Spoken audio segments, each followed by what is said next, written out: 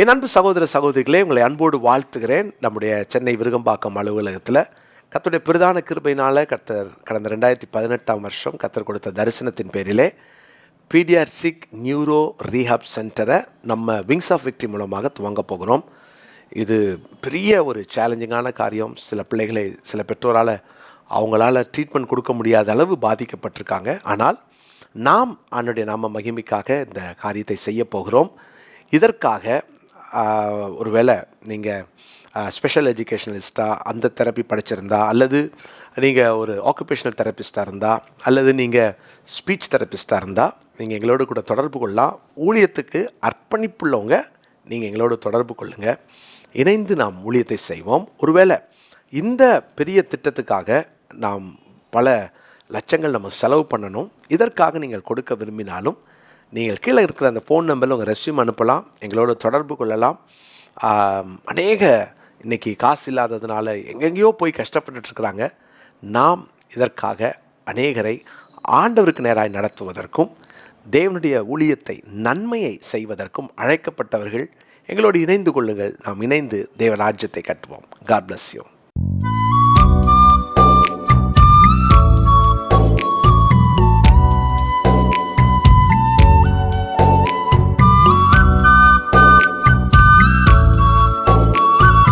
என் அன்பு சகோதர சகோதரிகளே, ஆண்டவராகிய இயேசு கிறிஸ்துவின் நாமத்தில் என் அன்பின் வாழ்த்துக்கள். இன்றைய முத்து என்னும் இந்த சிறிய தியானத்தின் மூலமாய் உங்களை சந்திப்பதில் நான் மகிழ்ச்சி அடைகிறேன். பிரியமானவர்களே, வருஷத்தை நன்மையினால் முடிசூட்டுகிறவர் என்ற தலைப்பில் நம்ம ஒவ்வொரு நாளும் இந்த நாட்களில் நம்ம தியானித்து வருகிறோம். இந்த வருஷத்தில் உங்களுக்கு கர்த்தர் நன்மைகளை வைத்திருக்கிறார், அதில் சந்தேகமே படாதீங்க. ஆனால் அந்த நன்மையை சுதந்திரித்து கொள்வது எப்படி என்பதை தான் நம்ம இந்த நாட்களில் தியானித்து கொண்டிருக்கிறோம். ஆண்டவருடைய பெரிதான கிருபையினால் நீங்கள் இப்பொழுதே ஒவ்வொரு வசனத்தையும் கேட்பதோடு நிறுத்திடாதீங்க. கேட்டுட்டு நிறுத்திட்டாங்க, அதில் எந்த பிரயோஜனமும் கிடையாது. எனவே அதை தயவு செய்து வாழ்க்கையில் அபியாசப்படுத்துங்க. சங்கீதம் 65:11 வருஷத்தை உம்முடைய நன்மையால் முடிசூட்டுகிறீர், உமது பாதைகள் நெய்யாய் பொழிகிறது. வருஷத்தை உம்முடைய நன்மையால் முடிசூட்டுகிறீர். நேற்று தினத்தில் நம்ம தியானித்தோம், விவேகத்தோடு நடக்கிறவனுக்கு தேவன் நன்மையை வைத்திருக்கிறார் என்பதை தியானித்தோம். இன்றைக்கி இன்னொரு வசனத்தையும் உங்களுக்காக நான் காண்பிக்கிறேன்.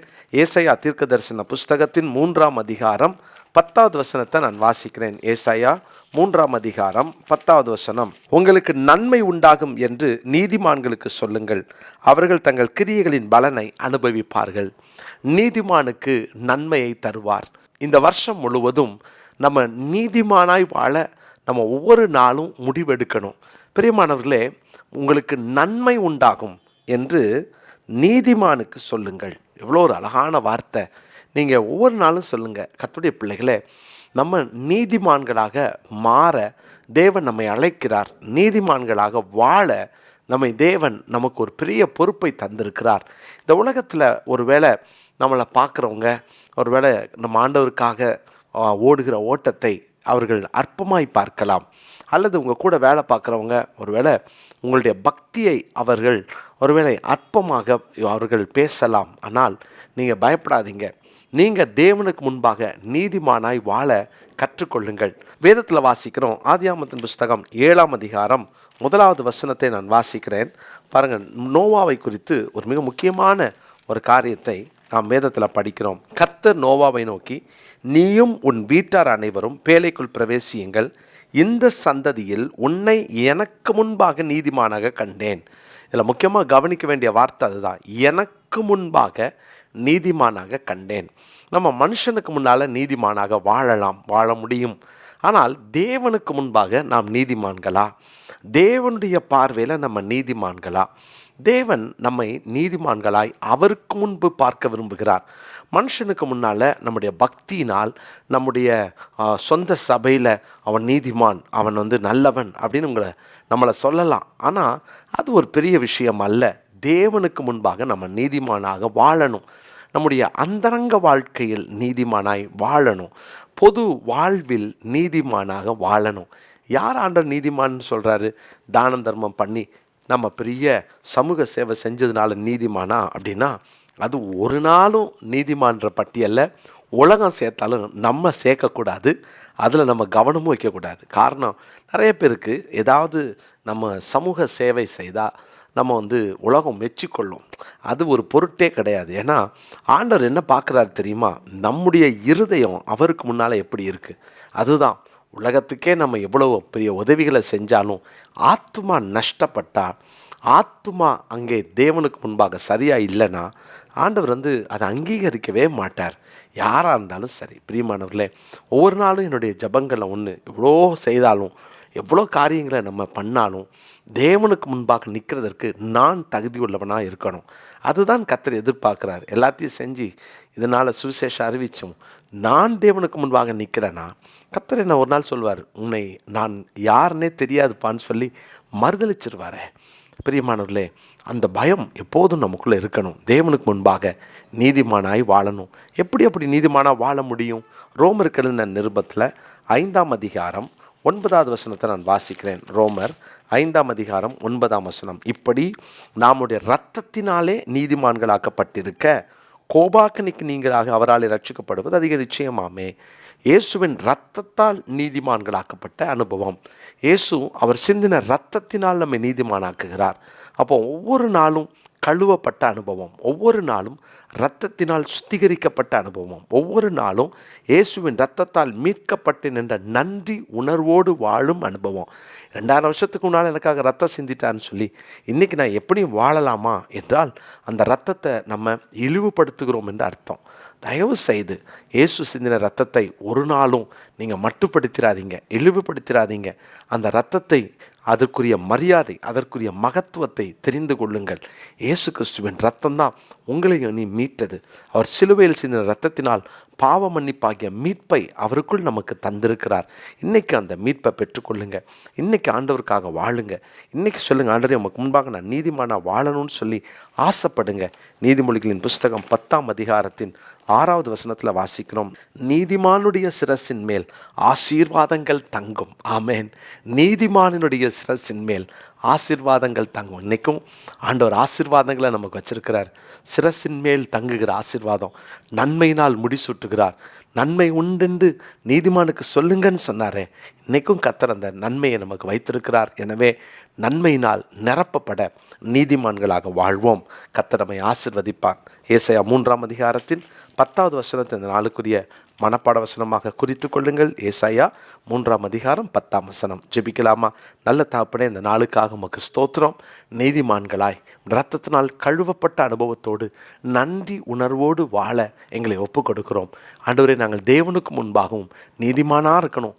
அந்த அனுபவத்தை ஆண்டவரே, நோவா பெற்ற அந்த பாக்கியத்தை எங்களுக்கும் தாங்க. நாங்களும் உமக்கு முன்பாக நீதிமானாய் வாழ்ந்து நீர் எங்களுக்கு ஆயத்தம் பண்ணியிருக்க அந்த நன்மைகளை பெற்றுக்கொள்ள எங்களை அர்ப்பணிக்கிறோம். இயேசுவின் நாமத்தில் ஜெபிக்கிறோம் நல்ல பிதாவே, ஆமென். என் அன்பு சகோதர சகோதரிகளே, ஆண்டவராகிய இயேசு கிறிஸ்துவின் நாமத்தில் என் அன்பின் வாழ்த்துக்கள். நம்ம ஆண்டுடைய பெரிதான கிருபையினால் நிறைய சமூக பணிகளிலே ஈடுபட்டு கொண்டிருக்கிறோம். இந்த விங்ஸ் ஆஃப் விக்டரி என்ற இந்த சமூக அறக்கட்டளையை நாம் ஆரம்பித்து ஆண்டுடைய பெரிதான கிருபையினால் கடந்த நாட்களில் ஜெயத்தோடு வெற்றிகரமாக செய்ய தேவன் கிருபை செய்தார். இதில் டயாலிசிஸ், நம்ம இலவசமான டயாலிசிஸ் செய்து கொண்டிருக்கிறோம். கர்த்தருடைய பிள்ளைகளே, இதில் ஆண்டுடைய கிருபையில் அண்டர் ப்ரிவிலேஜ் பிள்ளைங்களுக்கு நம்ம இலவசமாக நம்ம ஐஏஎஸ் அகாடமி நடத்திக்கிட்டு இருக்கிறோம். தேவனுடைய பிள்ளைகளே, நீங்கள் பெரிய இந்த காரியங்களுக்காக ஜெபித்து கொள்ளுங்கள். வாழ்வாதாரம் குன்றிய சகோதரிகளுக்காக இலவசமான ஜூட் தைக்கிற, பேக் தைக்கிற ஒரு தொழிலையும் நாம் செய்து ஏற்பாடு பண்ணி அதையும் நாம் நடத்தி வருகிறோம். அதோடு கூட பேக்கிங் கிளாஸ் அடிக்கடி நடத்துகிறோம். இப்படி பெரிய காரியங்களை நம்ம செய்து கொண்டிருக்கிறோம். இந்த பெரிய திட்டங்களுக்காக ஜெபித்து கொள்ளுங்கள். இந்த வருஷத்தில் நம்ம இலவசமான மருத்துவமனை நாம் ஆரம்பிக்க வேண்டும். ஜெபம் பண்ணிக்கோங்க. இதெல்லாம் பல தேவைகள் இருந்தாலும் இன்றைக்கும் இதை பார்த்து கொண்டிருக்கிற எனக்கு அருமையான சகோதர சகோதரிகளே, ஒவ்வொரு மாதமும் உங்கள் சார்பிலே ஒரு 500 ரூபாயோ ஒரு 1000 ரூபாயோ நீங்கள் இந்த கீழே காண்கிற இந்த அக்கௌண்ட் நம்பருக்கு நீங்கள் அனுப்ப உங்கள் அன்போடு நான் கேட்டுக்கொள்கிறேன். இது முழுக்க முழுக்க இது சமூக பார்வையோடு ஆரம்பிக்கப்பட்ட த விங்ஸ் ஆஃப் விக்ட்ரி என்ற இந்த சேரிட்டபிள் ட்ரஸ்ட்டுக்காக நாம் செலவு செய்வோம். ஏன்னா நிறைய திட்டங்களை கர்த்தர் நமக்கு தந்திருக்கிறார். நீங்கள் உங்கள் சார்பில் ஒருவருக்கு டயாலிசிஸ் ஒரு நாளைக்கு நீங்கள் செலவு செய்வதற்கு நீங்கள் தாங்கலாம், அல்லது ஒரு குடும்பம் ஆசீர்வதிக்கப்படுவதற்கு நீங்கள் உங்கள் சார்பில் உங்கள் குடும்பத்தின் சார்பில் விதைக்கலாம். நிச்சயமாய் வேதம் சொல்லுகிறது, சிறுமைப்பட்டவர்கள் மேல் சிந்தை உள்ளவர்கள் பாக்கியவான்கள். நாம் அதை வேகமாய் செய்வோம். இன்னும் இந்த வருஷத்தில் நிறைய பேரை நம்ம ரீச் அவுட் பண்ண போகிறோம். நிறைய பேர் கர்த்தருடைய அன்பை புரிந்து கொள்வார்கள். எனவே உங்களை உற்சாகப்படுத்துகிறேன். ஒவ்வொருவரும் ஒரு 500 அல்லது 1000 ரூபாயை ஒரு மாதம் என்னால் முடிந்தது என்று நீங்கள் விதைத்து நீங்கள் ஆண்டவருடைய ஆசீர்வாதத்தை பெற்றுக்கொள்ள அன்போடு கூட நான் கேட்டுக்கொள்கிறேன். அதற்கு தனி அக்கௌண்ட் இருக்கிறது. 80G, அதாவது இன்கம் டேக்ஸ் எக்ஸம்ஷன் உண்டு. அதையும் நீங்கள் பெற்றுக்கொள்ளலாம். நீங்கள் இந்த வீடியோவை பார்த்துட்டு உங்களுக்கு தெரிந்தவர்களுக்கும் இதை அனுப்பி வைக்க நான் அன்போடு கூட நான் கேட்டுக்கொள்கிறேன். கர்த்தர் உங்களை ஆசீர்வதிப்பாராக. தொடர்ந்து இந்த ஊழியங்களுக்காக ஜெபித்து கொள்ளுங்கள். நாம் இணைந்து ஆண்டவர் நாமத்தை மகிமைப்படுத்துவோம். தேவனுடைய ராஜ்யத்தை கட்டுவோம். God bless you.